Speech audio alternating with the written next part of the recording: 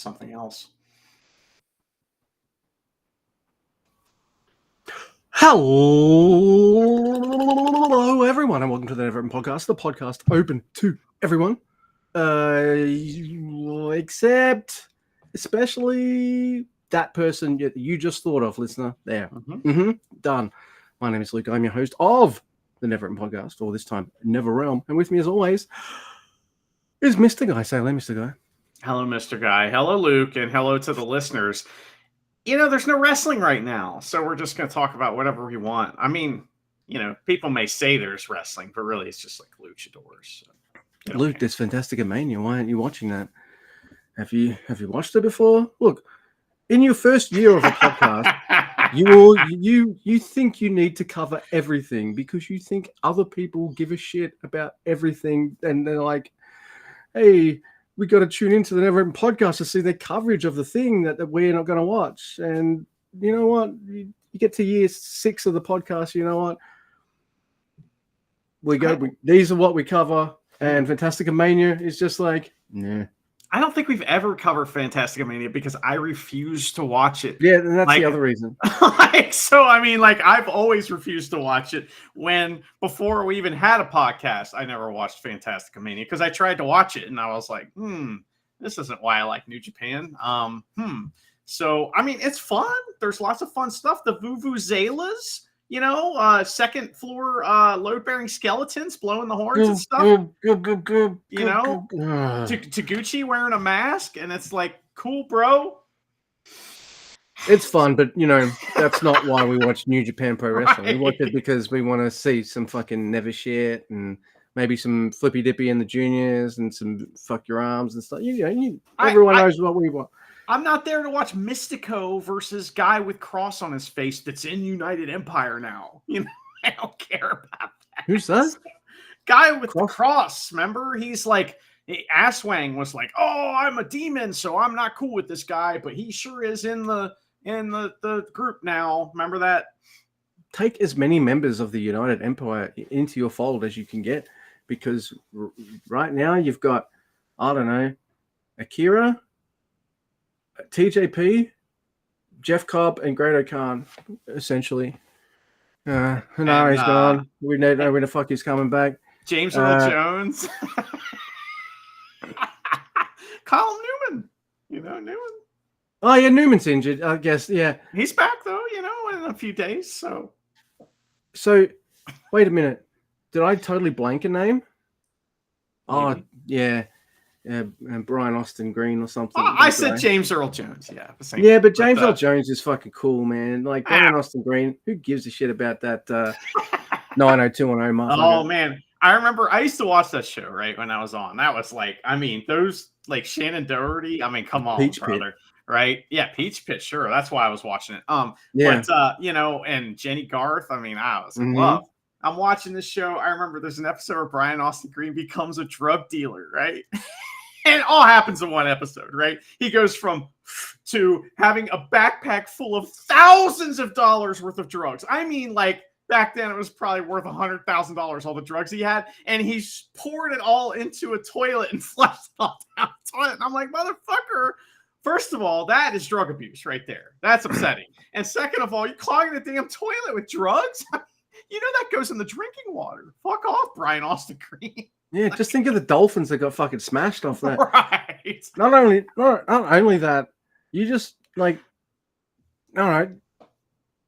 Then the next day the drug suppliers came over and just fucking murdered his ass. Why didn't they kill him? I think it was the cops were outside and his sister was Tori Spelling and she was like, oh, my dad runs the show and that's why I'm on here. And look at my navel. That was her gimmick, is she always had her tummy out. As her kicks. And then there was the lady that looked like she was 40, but she was in high school too. That's great. See, I didn't watch much of 90210. Melrose Place? For similar reasons to you, I was more of a Melrose Place kind of guy. So. Melrose Place was good. So Melrose Place is a spinoff of 90210. So there's some, I can't remember which character it is, but one of the character crosses over. And then there was a spinoff of that called The Heights, which is about a band and they were the band, and they were the hot ladies and the hot guys in a band together, and that lasted like one season. I was into this shit when I was a kid, man. Yeah. You got to do stuff when you don't have like access to internet pornography and stuff. There were 4 channels. That was it. That's right, man. I mean, what do you want from me? Dude, there is a channel in Australia called SBS. And SBS is basically like the foreign language channel, right?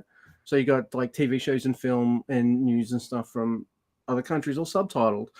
And a lot of teenagers like to watch SBS late at night because they put on the foreign films with the naughty bits and stuff. So then I thought you were going to say because they show Mexican weather reports or something like that. So.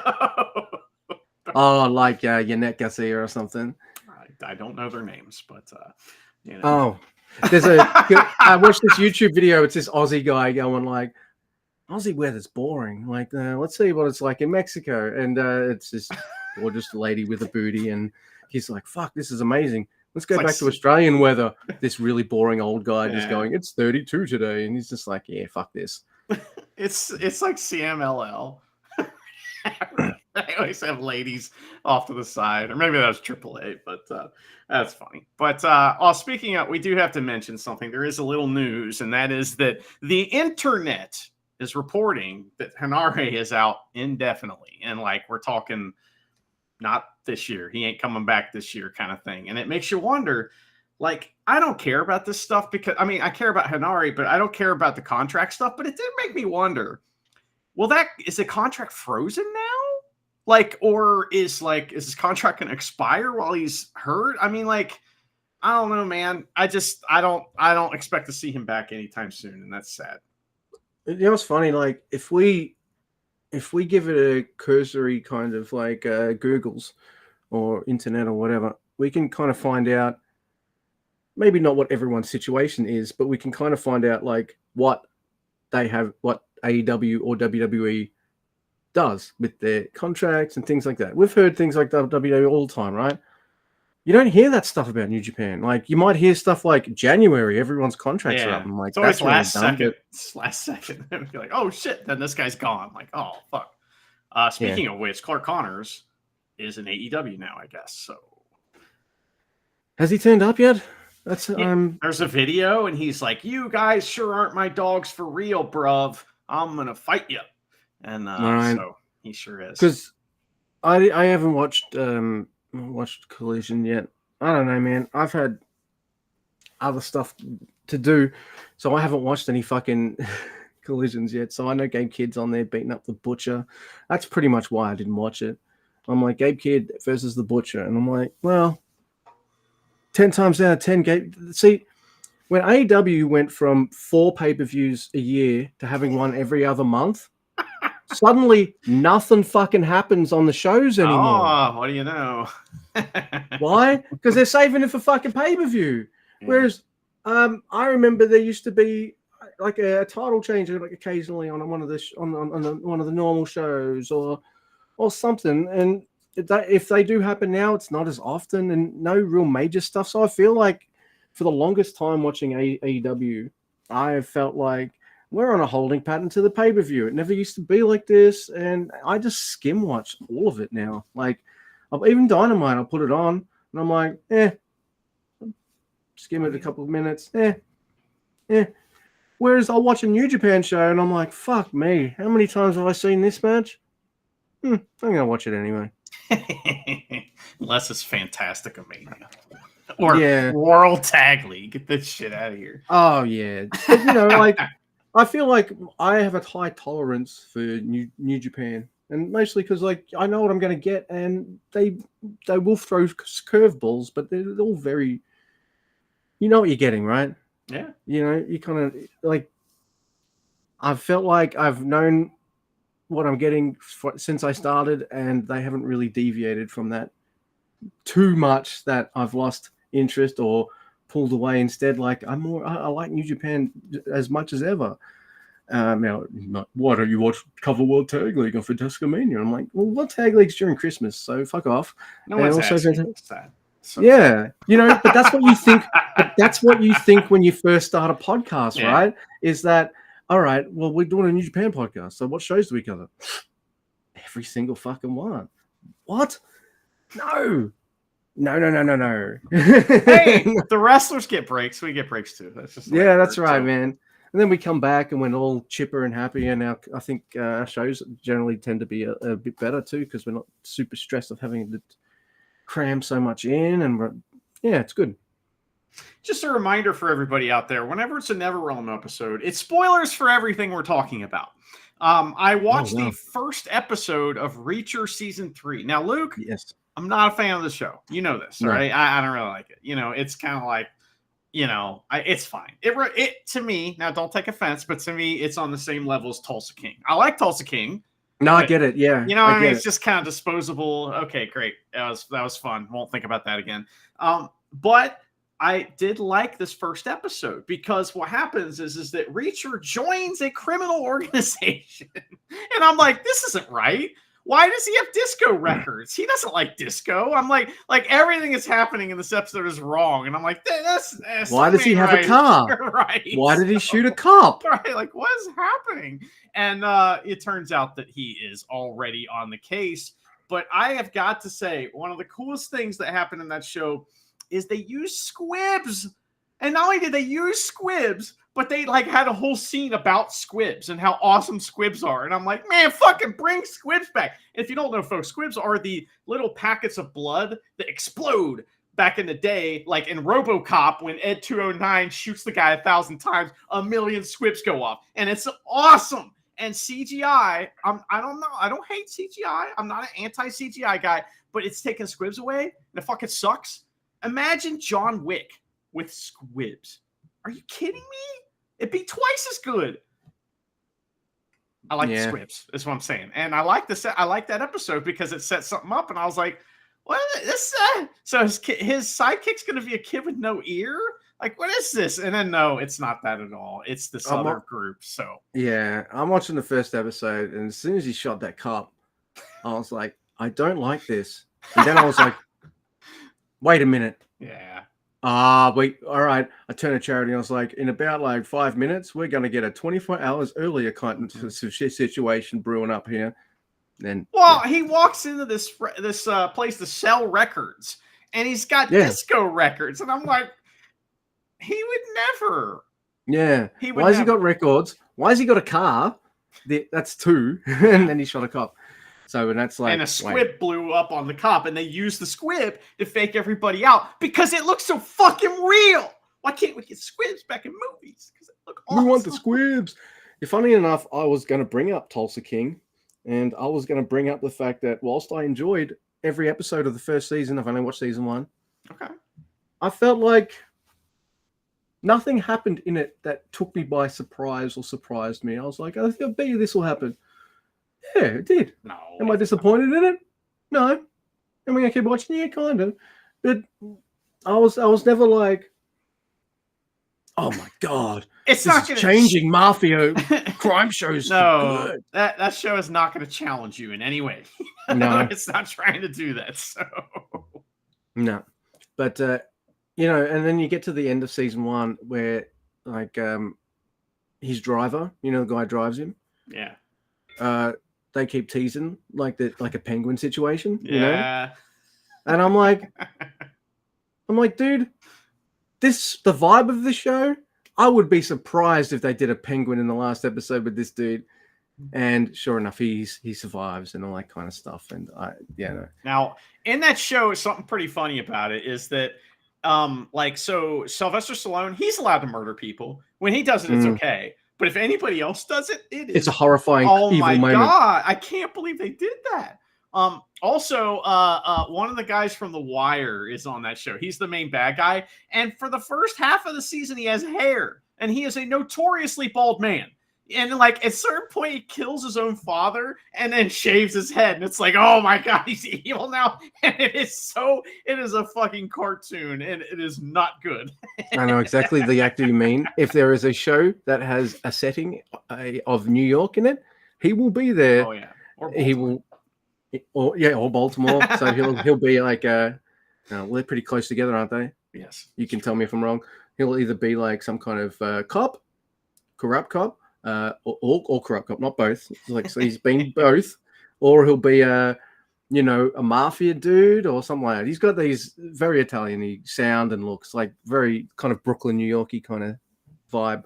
He's great. So he's awesome. I like him too. And The Wire, he sees the mayor getting a BJ, and like it's like, oh fuck, because he's working for the mayor, and he's like, oh, I'm fucked, and he tells his like, you know, his older captain that, you know, knows about these kinds of things and how to, you know, how to deal with the politics of policing and stuff. And he tells him what happened. He's like, this is the greatest thing's ever happened to you. He's like, what do you mean? He's like, you're going to get a promotion out of this, because he walked in on the mayor getting a BJ from his secretary.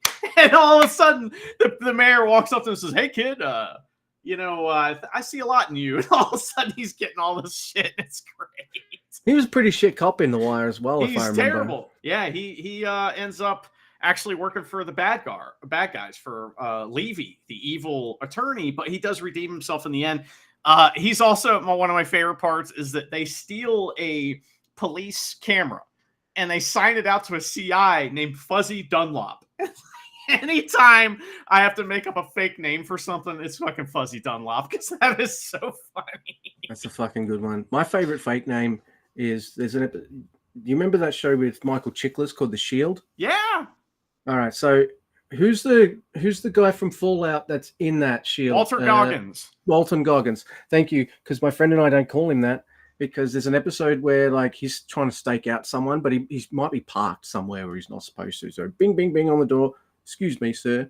He's like, what is your? Can I get your name, please? He's like, my name is Cletus. He shows his badge. He's like, my name is Cletus Van Dam. Now get the fuck out of here.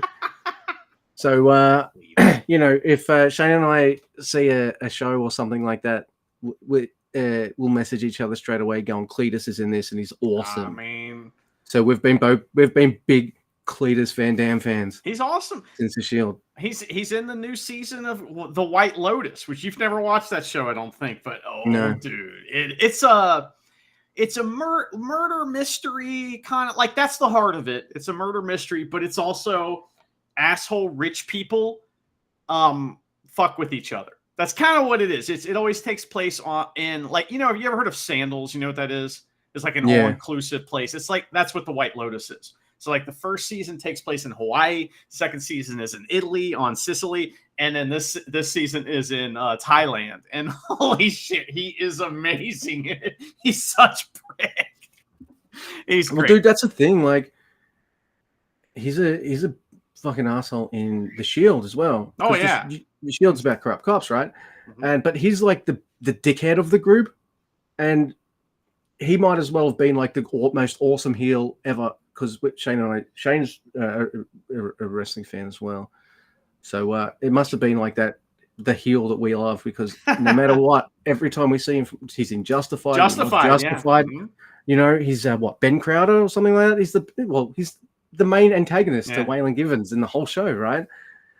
You can't have Justified without him. It just wouldn't. And they're great. You can have an episode or two without him, but as long as you go back to Boyd, all right, we're good. No, okay, sweet.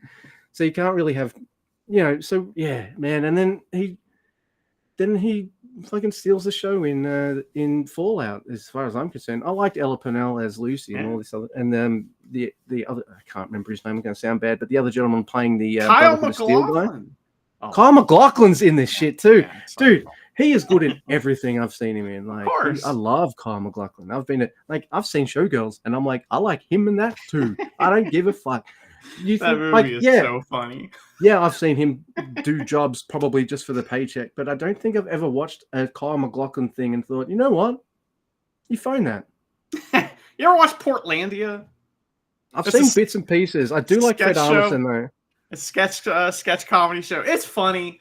It's very dated. Like, it's right, you know, the year 2000, 2004, like right in there. It's very dated. But Kyle MacLachlan is the mayor of Portland in that show. He's fantastic. He's just a ridiculous person. It's good. Also, back to Walton Goggins. He is in one of the funniest shows ever. Like, I need to sing this show's praises more often because it's so funny. The Righteous Gemstones.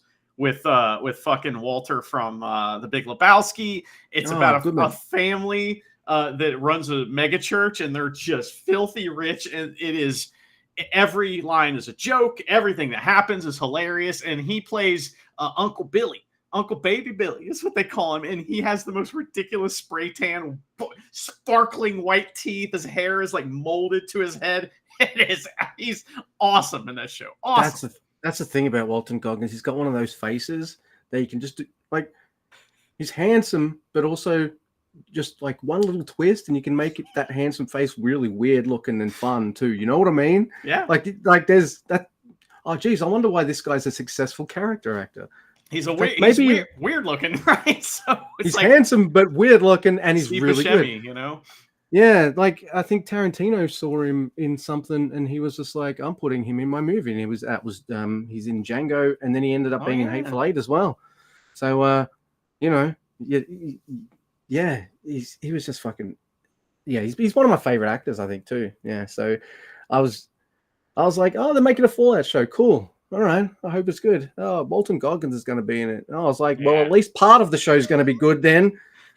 He put the ghoul makeup on. They didn't have to do much. Nah. Take his nose off and give him the righteous gemstone spray tan, right. And you've got the ghoul look there.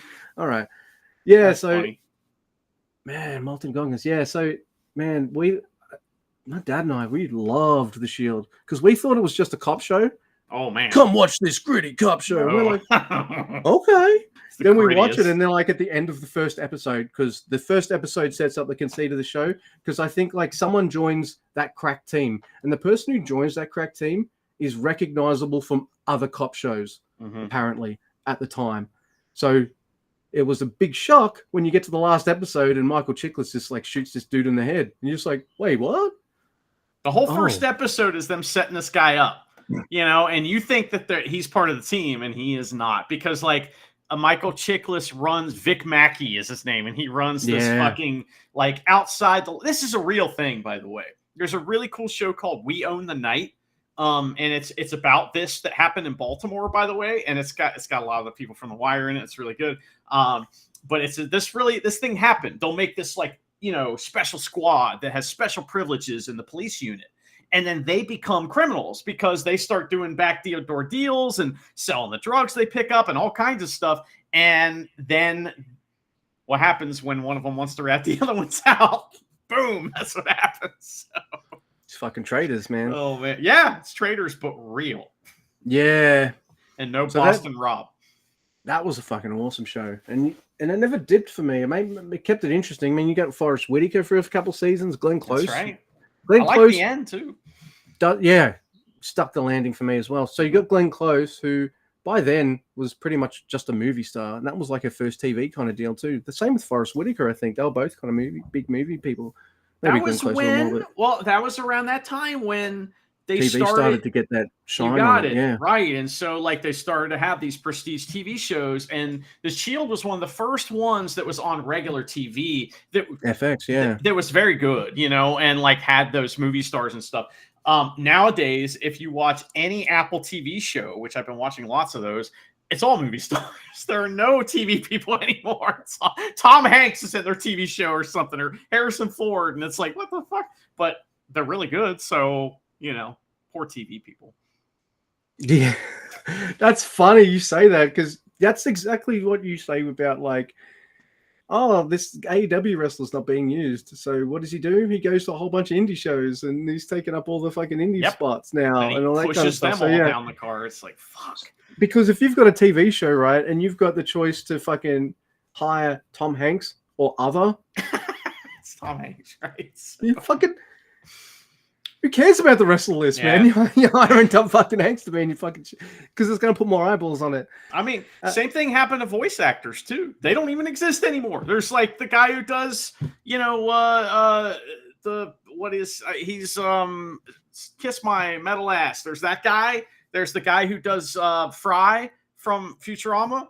That's it. A couple people from The Simpsons. That's it. Yeah. Like, there's no more voice actors. Yeah.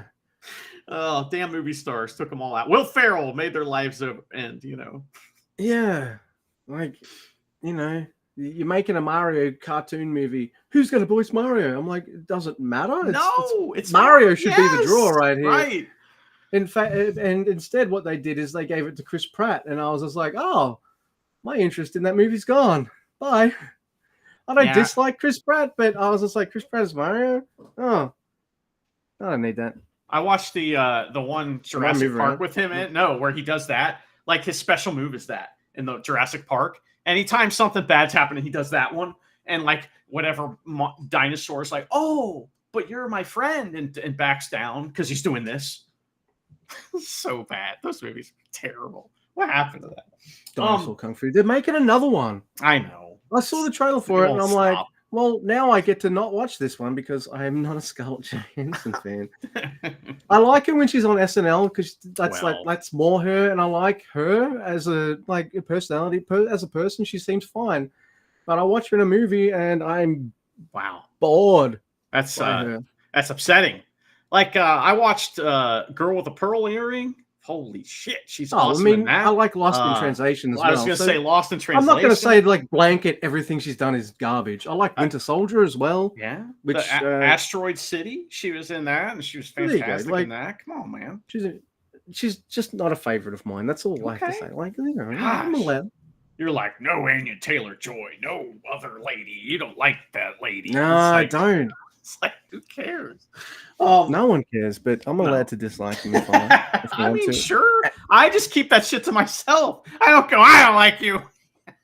Not jerking off to these women. And you're like, Jesus, I don't need to know that. Oh, man. That's great. So, speaking of... the Spank Bank has an angry wing to it. All right? Okay. All right. All right, we'll move on from that, please, God. Before I got on with you today, I was watching a movie that has a gimmick to it, and I didn't know anything about it. I just clicked on it, so I was like, I got 20 minutes to kill. Let's see what this is about. And it's called Presence. And it has a gimmick, and the gimmick is fucking stupid. And it is fucking stupid. Like, the movie's fucking stupid. Here it is.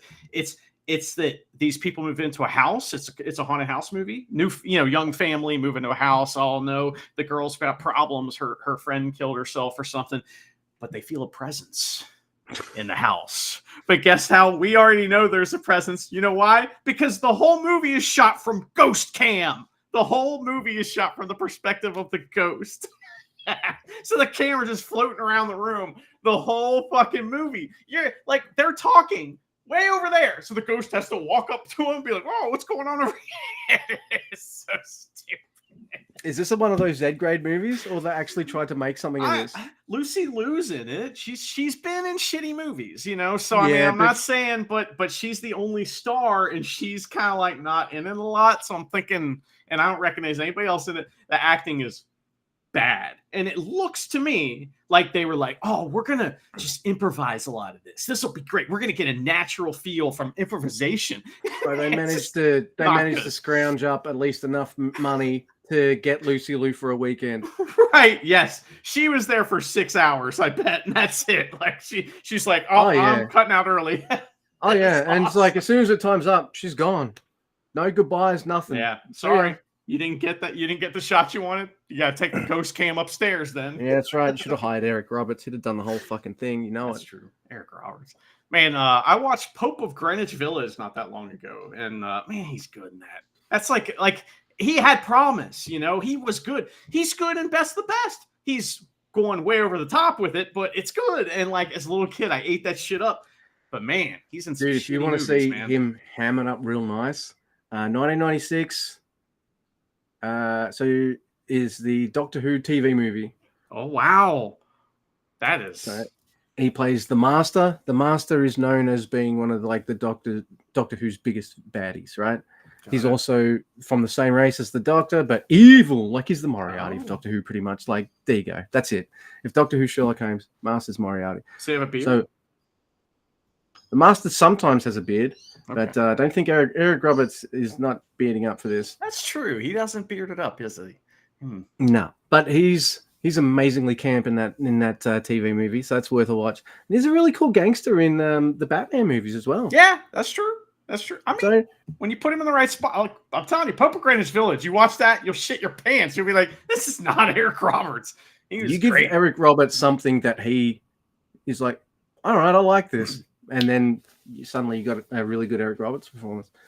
I've been watching a lot of movies I've never heard of too lately. Like just going through Tubi and being like, "What's this from 1986 or 19 whatever?" And I watched a cool movie the other day with Robert Duvall and Robert De Niro in it, and they're brothers. One of them's a cop, one of them is a priest, and there's complications. And man, it's really good. I don't remember what it was called. It was called The Movie that those two are in together. That I know the name of. I watched that. It was very good. It's one of those movies too where they have to age them up because they're not old yet, and like they at the beginning they're two brothers meeting at the end of their lives, and then so they age them up and it looks weird. It's like, wait a second, they're way older than this now. It's just, I don't know, it's just weird. So I think they're both still kicking as well. Robert Duvall doesn't do much anymore, as much as he, mind you, he's probably 90. True Confessions is what it's called. Oh, I don't know that. It's pretty good. There's like the idea is that Robert De Niro is a mover and shaker. Maybe he's going to be bishop. Maybe not. If he does these certain things and he has to like kiss someone's ass because they're giving a lot to the church, but it turns out this guy's not so good. He used to be a pimp, and his brother, the cop, used to run his money for him, and so he knows, but he can't keep his mouth shut. Robert Duvall cannot keep his mouth shut. He's kind of an asshole. He'll just walk up in like a dinner. Robert De Niro's having dinner with this guy, and he'll just be like, "Hey, you still running whores?" Like right in front of everybody. So there's a lot of just yelling. A lot of yelling. It's pretty good. And then De Niro, with a mouthful of food, was like, he said, "Whoa, you ran a couple whores? You run a horse?" I find Tubi and YouTube are good for old movies. You know what's shit for old movies? Amazon, Netflix, all of them. You want something pre-2000? It's rare. I got a cheap copy from an op shop. You call them thrift stores in America. Of The Sound of Fucking Music, because none of the streamers had. I couldn't just immediately just click Sound of Music play. What? It was like, rent it for blah blah blah. I'm like, fuck you. Rent a fucking 60-year-old musical? Fuck Luke, what is this? When I hear that, the Hills are not alive. No. They're dead. That's how the Nazis win and shit. Like, so I was in that musical in high school. Sweet. And I hate to tell you this, but I played Franz, the butler, who rats out the Von Traps. I ratted out the Von Traps of the Nazis. Oh my god. Dude, if I was ever an actor, I want to be a fucking like I want to play a criminal in a crime reenactment of Unsolved Mysteries or some shit like that, right? Okay. Like Silhouette. Yeah, or even like have you seen this man? This is what he did, and this is a recreation of what he did. Like that kind of thing. Or Dead Body Number 3. I'm getting an autopsy done on me by fucking Dana Scully. God. Dream job. Because I just got to pretend to just look at Gillian Anderson for an hour or two. Like, fuck yeah. Just all tickle me, Yeah. I liked on old whatever Unsolved Mysteries when you'd be watching it, and it's like, I've seen this one before, and all of a sudden Robert Stack update. You're like, oh shit, there's an update, and then he tells you some new thing, like, because since our show, we fucking caught this bitch, and it's like, yeah, good job, you got her. I can imagine Robert Stack saying, we fucking caught this bitch. Man, he's awesome. He's got one of my favorite Simpsons cameos as well, because he pretty much plays the character he used to play on telly, Untouchables guy. Yeah, Elliot Ness, right? So. Yeah, so yes. Oh man. But yeah, if you want something pre-2000, good freaking luck finding it on some streamer, even if it's iconic. So I used Tubi and YouTube. I know I just said you can't find them on streams, but you know what I mean. Yeah, you clarified earlier. But I use them to watch lots of Italian horror films. I don't know if it's on Tubi for you anymore, but if you want to watch this, oh man, it's one of those movies where I watched it and I was like, cue the credits right here. Oh my god, this is awesome. And they do. And I'm like, cue the credits. I'm watching the movie right, and this moment is like really great. You mean you wanted it to end right then? Okay, gotcha. And I'm like, dude, don't tell me there's another 20 minutes. This is Okay. perfect. Cut the credits right here. It's perfect. And credits. What's It's called The Beyond, and it's directed by Lucio Fulci. Okay. I almost had, for some reason, I nearly did it Italian style. They should have got him to play Mario. That's right, Lucio Fulci. I mean, come on, man. So I started with Giallo films with Dario, as everyone probably does, Dario Argento. Then discovered like other directors and things too. But yeah, I found lots of really cool Dario Argento films there as well. Maybe not. I don't know. Suspiria should be fine there as well. But you want stuff like The Bird with the Crystal Plumage and Deep Red and shit. Some of them are the same movie, just with like characters. It's kind of different in different settings. And like, this guy's a writer and he's solving a murder. This guy's a magazine journalist solving a murder. And just expect it to be like of their time in Italy, because like they're really good movies and they've got good characters and things like that. But if you're a woman in those movies, you're all dead. Yeah.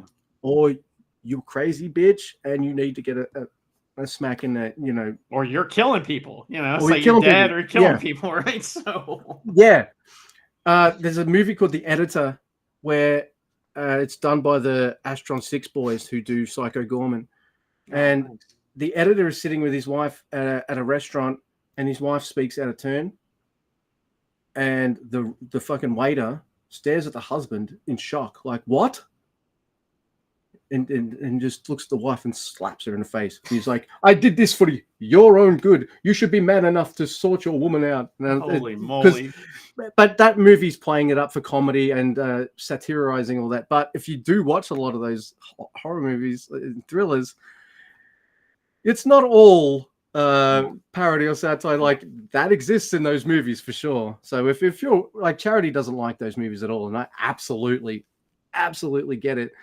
But for me, the music's usually really good. They're shot in really, really fun, interesting ways. And I don't know, I like them in general. But yeah, that Presence movie that I was telling you about with Ghost Cam, that had really good music.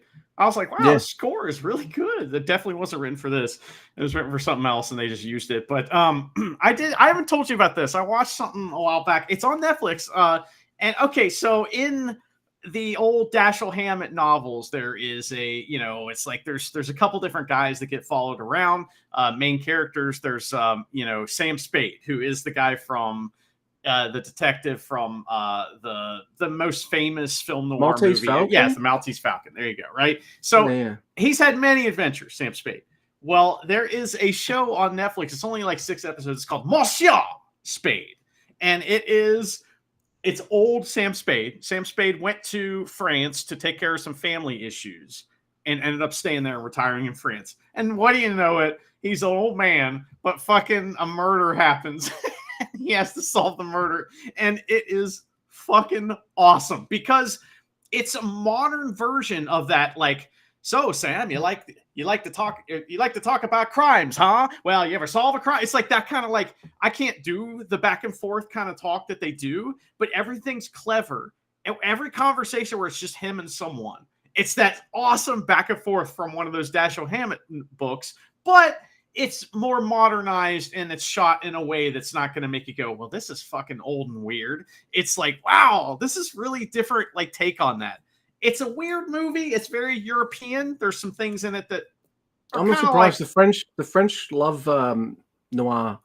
Well, that's where noir comes from, I guess. Right. The name of it. That's why it's there. They love this kind of shit. Not just watching it, but reading it and all this kind of stuff too. It may be a novel already too. It may also be some famous novel of Dashiell Hammett's, or somebody else wrote that story later. But it's really good. The mystery's good. His like, he has like a woman companion kind of that it's not his daughter, but he's taking care of her, and she is fucking fantastic. And like I said, there's some things about it that are like creepy, but there's creepy at first, and then there's like, oh, she can handle herself. She knows what she's doing. Like that, like she's fucking awesome. And so there's a lot of like cool stuff like that. All the characters, when you first meet them, you don't trust them. There's 2 British spies that are hanging out, and they're like clumsy spies, and he busts them immediately. And it's so great. Oh man, it's good. I loved it. It's very good. You should watch Monsieur Spade. I'm impartial a bit of Dashiell Hammett as well. He's got a really good mafia-ish kind of book called Red Harvest as well. But I don't know if you've ever seen these books floating around in like cheap bins or just on the shelves or whatever. But I've got fucking heaps of them. Excuse me, I'm going to go reach up and grab one just to give you an example. Heaps. Because they've reprinted a couple of Dashiell Hammetts here and there, but also some of my more favorite ones like Donald Westlake or Lawrence Block. But I've got them up there. But this is a trilogy. But they look like this, and they got the little hard case crime logo at the top. Okay. I see. And you can see too if you're watching on YouTube. Hey, that's right. So there's a guy on. There's a guy who made a lot of Charles Ardai. He made like lots of money in the .com boom in the early noughties, and he always loved crime novels. So he pretty much started his own imprint. I think Stephen King's written 3 of them for these. Do you know the TV show Haven? What's it called? Do you know the TV show Haven? Haven, I've heard of that. Yeah, that's got a wrestler in it. It was based on a Stephen King book that was published by Hard Case Crime. But so they do 2 things for Hard Case Crime. They'll republish really, really, really, really, really old pulp noir books that probably haven't been reprinted in. Sometimes they'll say like 30, 40, 50 years or something like that. I think. And then they'll also do new ones because this one says first publication anyway. And yeah, so I guess you like the old pulpy noir kind of stuff. I don't know if you like to read it as well as watch it, but I like to read it as well because I think Donald Westlake, they've reprinted lots of his work. In fact, they printed all of the books that he had left in a drawer when he died. So, that's kind of cool. Well, that'd probably piss him off if he was around. I actually wanted to start kind of listening to some detective novels, but I wanted some fun ones, so I downloaded Fletch and like some of the Fletch. So I'm gonna listen to some of those because I think those would be pretty cool. Yeah. I saw a movie the other day. I didn't finish it because I fell asleep, but it's called 8 Million Ways to Die. And it's got Jeff Bridges in it. And it's based on some detective novels. I guess there's a few of them. And it's pretty cool. It's like, it could be. It's like the character that he plays is in tons of, those novels and stuff, but it's pretty good. It was a pretty good one. Is the guy's name Scudder? Yes, that's him. Yes. Yeah. Yeah, that's Lawrence Block for sure. Now, yeah. Liam Neeson's played him in a movie as well. I'll Walk Among the Tombstones. Right. And I haven't watched that one yet. But there is a problem with the 8 Million Ways to Die is that it doesn't take place in New York like all the books. It takes place in L.A. and he's from L.A. In the movie, he's not from New York. So it's an L.A. version of that. I like L.A. as a setting better. So I like that a lot. It's a good setting for noir films, isn't it? Like absolutely, you've got The Long Goodbye with Elliot Gould. Is that him? That's the one? Because he's playing... it's like 70s... it's an Altman. Yeah. It's an Altman 70s neo-noir flick. Yeah. That's an amazing movie. Because I always thought Elliot Gould, to me, has always been more of a kind of... a comedic actor, because like he's Hawkeye in the MASH movie and things like that, right? So I've always more considered him to be a funny guy. Yeah, everyone. Alan Alda wasn't the first person to play Hawkeye. Yeah. It's Elliot Gould. Alan Alda, he's funny. I don't know. I don't really like that very much, but it is still cool. That's a cool movie because it's kind of like a time capsule. But LA Confidential is kind of one. But I mean.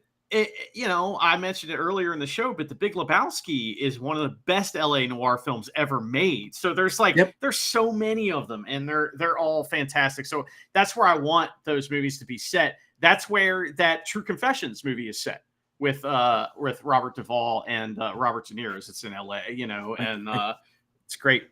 I guess I never thought of it that way, but now that you've said Big Lebowski is a noir movie, I'm like, yeah. It does have all the hallmarks of a freaking noir film. Most noir movie ever. It's got the femme fatale. It's got the mistaken identity. It's got the episodic chapters of the, every scene is like a new setting, and there's a whole it's like the episodic thing. I think is one of the most important things in noir that they miss sometimes. But the rich benefactor that isn't what he seems and is actually a piece of shit. Oh my Strong men to cry. And it makes sense too, because that's the Coen Brothers, and doing kind of satirical crime stuff is one of their breads and butters, isn't it? Like, you know, Mulholland Drive. That's the movie. Like, Mulholland Drive. It's funny too, because the movie they made right before Big Lebowski's Fargo, and I know Fargo goes on to have a fucking 4-series spin-off and all that kind of stuff. But for me, the more iconic movie isn't the Oscar-winning Fargo. It's the guy complaining that people are pissing on their rug, and he doesn't know that Johnson's another name for penis. And he's also the first time a famous character on a TV show has said what I've always felt: "Fuck the Eagles, come on, Creedence Clearwater Revival." I don't know why they're competing, and it has to be one or the other, but fuck it, they're fighting, and John Fogerty's just knocked out Don Henley in the face. What's their what's the one where it's like it's got Albert Finney in it, and it's a gangster movie, and it's like his Irish gang, and Gabriel Miller's Crossing. So that has Gabriel something. What's his name? I can't remember his last name, but he is awesome. And that movie has one of the funniest scenes of any Coen Brothers movie ever. And it's the scene where these guys try to take out Albert Finney. And he's listening to Danny Boy while drinking Irish whiskey and smoking cigars. And while Danny Boy swells in the background, he slips into his slippers and fucking murders 1 million people with a Tommy gun. It is one of the most intense action scenes ever, and it's hilarious. It's so funny. Wow, I love that. 35-year-old movie, if you can believe that now. 1990. Yeah, it's it is Gabriel Byrne. I don't see his name as much anymore. I don't know if he's still alive or not, but it was a great cast. Marcia Gay Harden, John Polito, who's a pretty good John Turturro. John Turturro as well. Look in your heart. Look in your heart. That's what he always says. Every time Gabriel Byrne goes to kill Bernie, Bernie just turns around and goes, "Look in your heart." And because he's his girlfriend's sister, who is also sitting behind Albert Finney's back, he's like, I can't do it. And it fucks him over every time. And Bernie's like, "I knew you couldn't, you fucking idiots." So, he's great. I'm looking at the credits here, and I don't know what role he played, but I'm not surprised to see Sam Raimi in there, because them and the Coens were pretty good mates. So I think so, yeah. Like Blood Simple and things like that, like back in the early 80s. I think they both have this a similar aesthetic and vibe, even if their execution's different. I really like that, but those movies are fantastic. Man, I haven't seen Miller's Crossing in ages, but that begging scene with John Turturro is like, there's more than how one. good is he? How good is he as an actor, John Turturro? Talk about a character actor. Oh, Listen, my God. Luke, I'm telling you, okay? I tell you things all the time. You should. He's the Jesus, by the way. Do not fuck with the Jesus. Yeah, he's in that movie. He is having a revolution right now, like a revival. John Turturro is. He's in the best show on television, and it's not just me that thinks that. It's like everyone that's watching it, and that's why it's just kind of a wild thing. I was going to say Andor, right? Yeah. Severance. So he's on the show Severance, and his character is just, I mean, it's like some of the best acting you've ever seen in your life. That's the show. It's the premise of the show is, what if there was a surgical procedure you could do so that you didn't know you went to work? You go to work, but then you leave. You don't experience work. So what happens is your psyche splits into two. You're outside of work personality, and then you're inside of work personality. You're innie or you're outie. Okay. And that's what the show's about. Now, it is a comedy, dramedy, but it's also a wild sci-fi show. And it's well, I like Adam Scott, so it's on my radar. It's so good. You should stop what you're doing and watch it, because it is fucking awesome. It's so good that I don't want to watch. I don't want to binge it.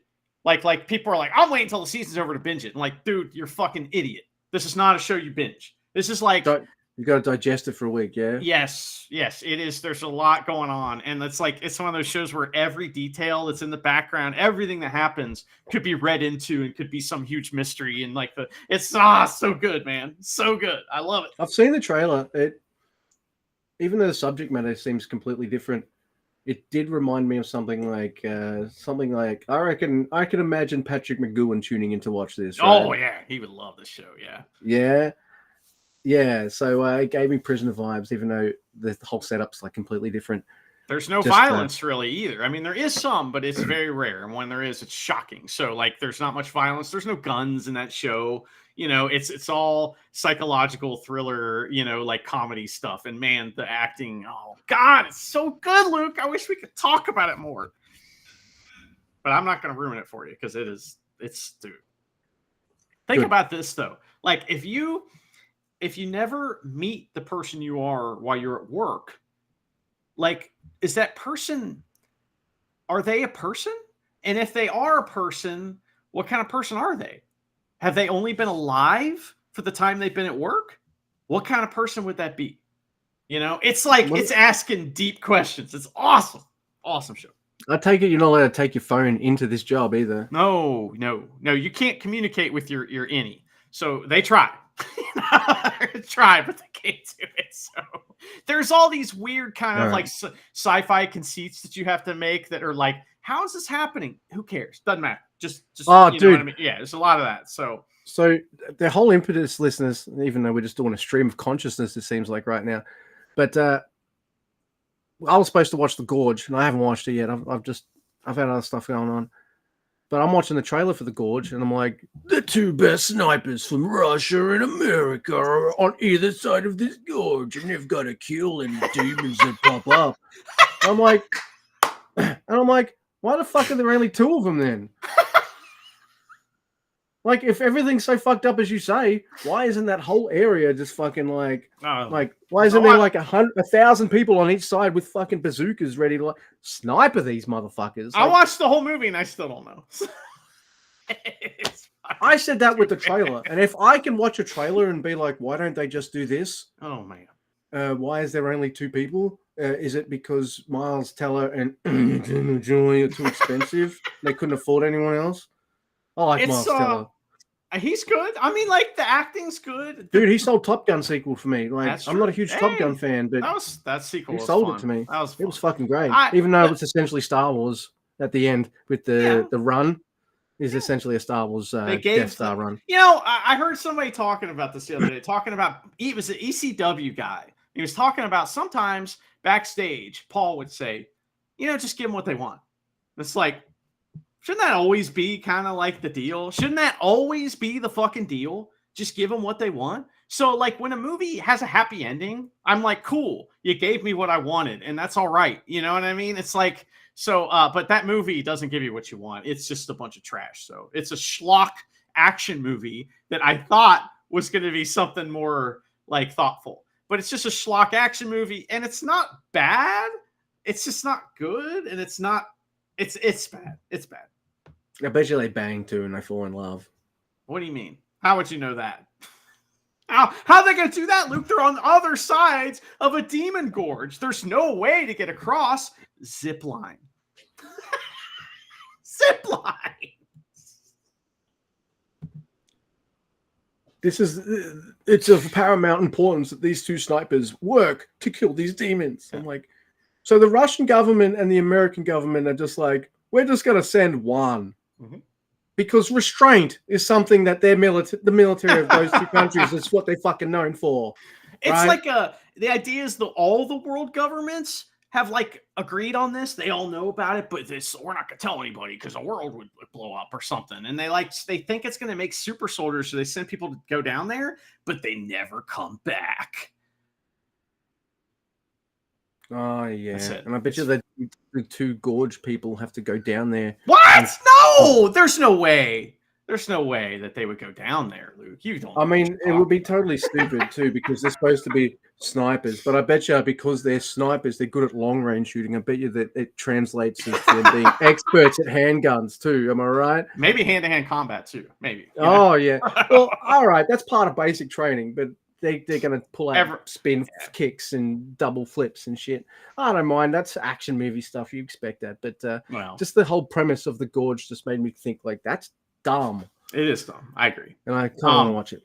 I saw another dumb movie recently. The Captain America 6 or whatever it was that they should have just called Brave New World. They should have called it Red Hulk is what they should have called it. So, because that's what it is. It's not, it's like Captain America's in the movie, and yeah, he's like a B character, but he's not the main character. It's so stupid. I liked the Winter Soldier and Bucky, whatever that TV show. I liked that. I thought that was pretty cool.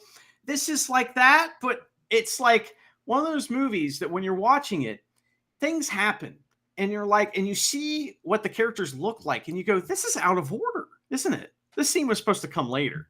Yeah, I mean, there's things that like there's so many. At one point, there's a little tiny lady who is like she works for the president or something. She's a superhero too. She's one of the White Widows and or Black Widows. And at one point, she's walking around and she's wearing a super suit. No explanation where that came from. Next scene, she's not wearing it. Like stuff like that happens. There's one of the characters goes to jail, and they go to visit him in jail, and his hair is all grown out and it's all fucked up. And then the next scene, they show him like getting escorted to his cell, and it's normal. And it's like, what you guys messed? This movie got rewritten like 20 times, and you can tell. There was reshoots and stuff, yeah. Oh man, you can tell big time because there's also scenes in it that are reshoot action scenes, and you can tell because the scenes that are like the real action scenes that were planned are really awesome. They're awesome, and then there's reshoot action scenes that are like, what's this? Reshoots mean two things to me. One, that you have no faith in what you've made, so why should I? They also mean to me is, all right, you said the normal movie action scenes looked great, probably because it was part of the script. They had time to plan, initiate, and all that. Reshoots, what they entail is, oh fuck. We've only got Mackie in for a fucking weekend, and we got to do this action scene, and it looks fucking cheaper and rushed and more and shit because no one takes the time to be like, all right, got a man on reshoot on this. Let's just chill. Let's take our time with reshoots. Not gonna happen. Nope. Well, also sometimes it also means they fucked up, meaning like they didn't get coverage. So we didn't have enough cameras on set that day, so we didn't get the cover shot we needed, and now this whole scene looks like shit. So then they have to reshoot it, and it's not the same. And it's like, just go with the shitty one, in our theme song, Luke. Not the one for this episode, but the one for the regular show. There is a note that I was playing that it was out of tune. No one else said it was out of tune, but I knew it was out of tune, and I was like, "Fuck, that's out of tune." So you know what I did? I punched in, which means I just waited for that note to come, and I just played that note and recorded that note. That was it. And you can hear it. It's on the second solo. You can hear the last note of the solo is just like a different guitar altogether. So, like, I did that. You know what I mean? Because I fucked up the first time. I mean, imagine a movie. Like, that was like 7 tracks. A movie... It's so complicated. I don't know how they get it right. Making a movie seems like it's so hard. Sound, picture, editing, all costumes, the lighting, all the costumes, the people you have to hire, the. And what if the reshoots involve the fucking biggest movie stars of the day? Guess what? Henry Cavill's not shaving his mustache. Go fuck yourself. And you get super stash. You know it's there too. You can see it. That's some Cesar Romero shit right there. Do you remember that? I know, yeah. He refused to shave his mustache, so he was the Joker with a mustache and makeup. That's such a baller move, though, because he auditioned for the role of the Joker. He got it. They asked him to shave his mustache off. He said no, and they're like, "Yeah, we're okay with this. We'll just paint green over it." He's pretty awesome. So, it's kind of like, well... Cesar Romero, man. Like, hell yeah. Cesar Romero with a mustache or some other guy. And it's like, well, we'll go with that. We'll take that. We'll take the Romero, thanks. And it adds to the comedy kind of campiness of it, too. He's got a mustache and he's still got the Joker stuff. Oh, man, I love it. Yeah, it's fucking stupid. And it's fucking stupid in an awesome way. So, like... I love those shows, man. The Batman trying to get rid of the bomb in Batman 66, the movie or whatever it is, where he can't, everywhere he looks, there's a bunch of nuns. Then there's a bunch of baby ducks. Then there's a bunch of like little kids. And he's like, he says, he literally turns to the camera and is like, man, you can't get rid of a bomb in this town anymore. It's awesome. Yeah, that's like a lot of good crime satire as well. If you go back and watch some of that, now, yes, it still can't be fun, but they're also poking at like crime shows of the day and how those would operate and stuff. Yeah, it's like You Naked know, Gun. You know, that's what it looks like to me. Is yeah, Naked Gun. So pretty much. I love Those who are the brothers who make those? the The Zuckers. Zuckos. Yeah. Suckers, yeah. They would have seen Batman. Come on, man. Oh well, that was made 20 years before you and I were born. So, and we've seen it. Everyone's seen that Batman show by now. But yeah, Telling you, top secret, best Zuckers movie. Top secret.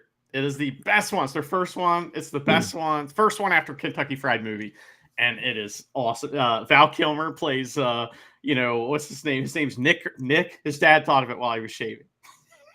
Nick Rivers, and he's a fucking pop star in the 60s. He's a rock and roll star, and he sings songs about shooting skeet while you're surfing. So all his songs are about shooting skeet, which is like shooting clay pigeons with a shotgun. And there's all these kids running out to the beach with fucking surfboards and shotguns. And skeet surfing is one of the greatest gags ever, and the whole movie's like that. It's I haven't seen that one. My favorite's usually Airplane, and probably because I grew up with it and I saw it at the cinema. Maybe Hot Shots as well. Those are all maybe great. they're all funny. Yeah, they tried to kind of some other mob tried to like bring them back, and they kind of worked for a while because there's multiple of them, but they didn't hit the same way. You know, like Scary Movie and Scary Movie 2. They did lots of those. The Wayans, they never really hit like a Zucker movie does. It's like Scary Movie 2 is about as close as you're getting. That one's funny as hell, but it's Chris Elliott. That's the one with Chris Elliott, and he's just outrageous and he's so funny. But like, to me, those like the jokes in the Zucker movies are corny, but in a way that makes me laugh. Where the ones that, like, okay, don't be a menace to South Central when you're drinking juice in the hood. That's funny. I'm gonna get you, sucker. That one's funny. Scary Movie. Oh, Gonna Get You, Sucker is fucking awesome. That's a Pimp of the Year. Here he comes, Pimp of the Year. That's the best. Bitch better have my money.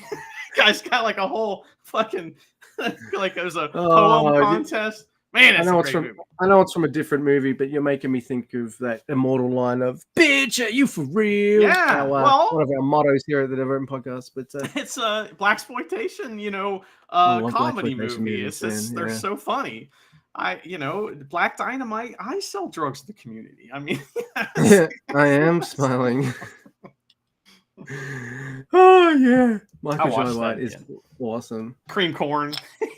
Cream Corn makes it through the whole movie, and then they're going into the White House to go. He's got to go fight Tricky Dick kung fu style in the Oval Office, and fucking Cream Corn, he leaves him in the helicopter, and Secret Service blows up the helicopter, and he's like, "Oh no, Cream Corn, well, you just left him."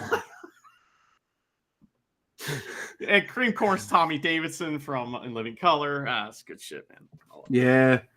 Nah, Michael Jai White knew what he was making when he was making Black Dynamite, didn't he? Oh my god. See, he's usually a B-grade action star.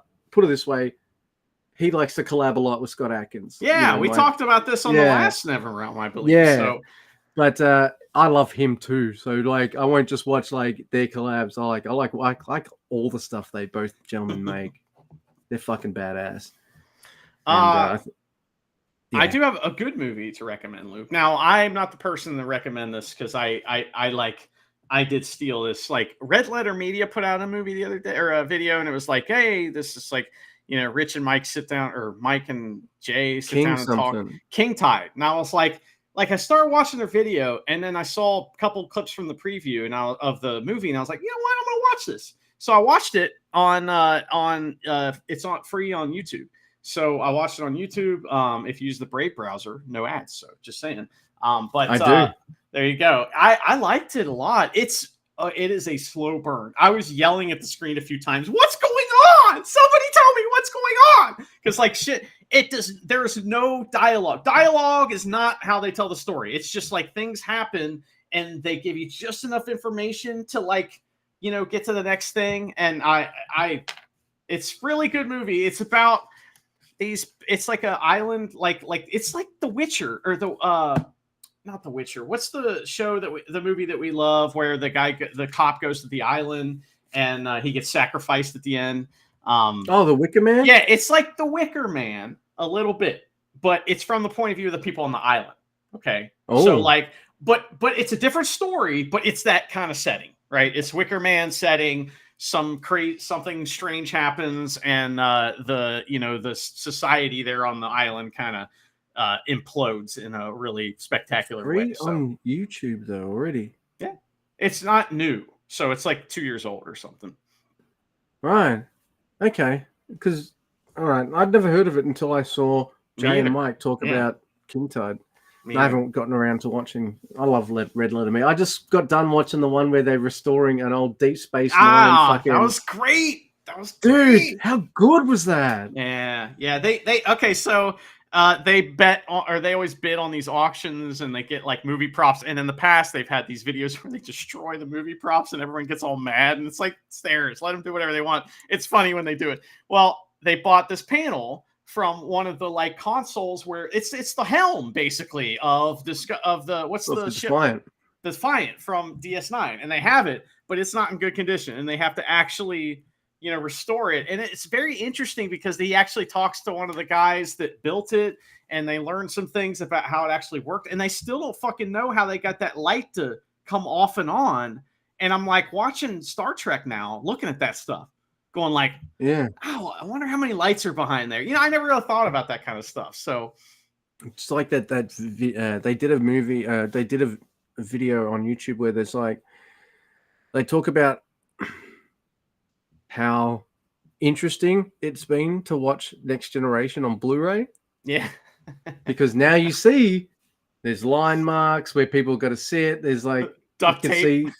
You can see that, these things on the consoles and things Black like paper. that. They shouldn't be. Yeah. They shouldn't be there. But when you watch these on VHS or telly back in the day, no way. Yeah. There's no way you saw a lot of these. Because I think they said that too. And it was only until like they saw these Blu-rays and like, what the fuck is all this? Because that's part of their gimmick, right? The notice mistakes and shit in the media. Well, one of the things that was cool is they kept showing the turbo lift doors. And like, I never noticed that the turbo lift doors were different. Like, or it was like the same turbo lift door, and then they'd walk down 2 decks and then go to the same door. And it's literally says it right on there, and you didn't even notice. And it's like, man, that's I would never think of stuff like that. No, me neither. Very cool. Well, we don't make movies. I haven't seen their movie though either. Space Cup. Maybe I should watch that one day. I was looking into it, and you got to buy it. It's like $50, and I'm like, because it's out of print, so you can't just like buy one. You got to like find somebody. It's got to be on one of them streaming sites where the streams. Yeah, probably, but like, I don't know, $50 for a movie. That's why I don't like them that much. Like, yeah. I'm not in their Patreon. No. I'm also watching their videos through Brave, so I don't get any fucking ad revenue off my either. Asshole. That's awesome. But dude, it works for all my streamers as well. As I keep saying, Brave browser. I watch Amazon. I watch Reacher. You might get a 1.5 second bleh of black, and then guess what? Done. Yeah, daily. It works on Daily Motion too. Works on everything. It's great. Yeah. I don't know. Like, I still see people complain about ads and be surprised about this. People I've mentioned Brave to, and I'm like, at this point, go fuck yourself. Well, you have complained about ads on the show before. I hate ads, but as soon as I found out about Brave. Yeah, because last time you were complaining about it, you were like, I was watching Amazon Prime, and I'm like, why aren't you watching it through the Brave browser? And you're like, because it blocks the ads on that shit too. It blocks ads on everything. It's wild. I don't know how it does it. It's amazing. Yeah. They should give me some money. And you. Yeah. Because on a podcast that, this is Neville Realm, so we're going to get half the listenership probably. So 10 people, we want like $1 a Be more than that. Be more than that, but Yeah. But yeah, that'd be nice. I mean, it's just how does Brave make money though? No ads. So they beg for it every once in a while from you. That's how they try. Doesn't work though. I'm not paying. No, man. No. Nah. See, like, I saw a thing on Blue Sky this morning that they're coming up with ads for fucking Microsoft Word and all this kind of stuff now. like every 45 minutes or so, an ad might pop up and there's a banner that you can't get rid of with commercials and shit. And I'm like, well, I haven't used fucking Microsoft Office in well over a year because I use this absolutely perfectly free thing you can get online called Libre Office, Labre Office, all free, does the same shit. Even a Luddite idiot like me can figure out how to use it. And boom, there you go. There's free alternatives for all this stuff. Fuck them. I agree. Fuck them all. Yeah. But especially when they're like, we made fucking $10 trillion this year. And I'm like, it's a fucking housing cost of living international crisis. And you wouldn't brag about that, you motherfuckers. Yeah. I don't know. Yeah. Yeah. You know, here we are. We're just poor podcasters just trying to get along in life. And these motherfuckers are rubbing it in our faces. Too many motherfuckers fucking with my shit. There's too many motherfuckers. Well, too many to count. Yeah. They're also, we're feeling the inner city pressure. Inner city pressure. I love that. That's just awesome. Hey, man. Hear me now. Bomb is my favorite. Oh my God. Yeah. They get so much mileage out of the word bomb. And that Casio guitar, man, that thing is a legend. That guitar is a legend in the guitar community because it's a piece of shit. And all it can do is make shitty beep noises. And it's like people get it and they'll make a song and that's it. That's it. And they're done. But that's exactly their TV show. Like they're the biggest shit band ever. It's true. It's actually their show, Flight of the Conchords, reminded me.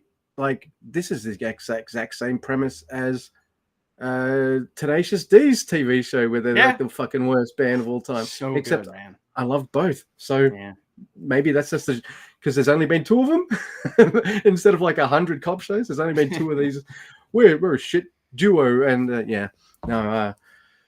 oh man. I got to send a friend the Lee video recently, where they had the fan that's stalking them, but it turns out they're stalking the fan, and it just turns into a bloody murder. It's ridiculous. So funny. I got to send that to a friend who had never seen that recently, and he was shitting his pants. That is I remember watching that when that was first on HBO. We had HBO like free for a month, and that shit was on. I was watching that, and so later on, Tenacious D. So later on, when I found Tenacious D, I was like, it tickled something in the back of my brain. Like, I've seen this before. You know what I mean? Yeah. And same thing with Mr. Show. I watched it when it was first on, and it's like, then I watched it again later, and I was like, I've seen this, and it's amazing. So anyway, I love that shit. No, that's how it works. Oh my God. Yeah. So Mother Uckers isn't really one of their most famous songs either. So I was like, this is either going to land or you're just going to look at me like, The rhinoceros, That's right. Too many dicks on the dance floor. Too many dicks. Yeah.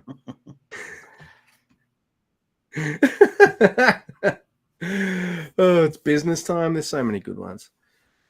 Oh my goodness. But all right. Well, how long have we been podcasting? I have no idea. Oh wow. It has been. Well, I needed it. It was good. Yeah. There's all these mother uckers out there ucking with your shit. Can't be having that. Yeah. No. How many mother uckers? Yeah. Too many to count. Too many to count. Mm-hmm. But in Reacher, we kind of trust maybe.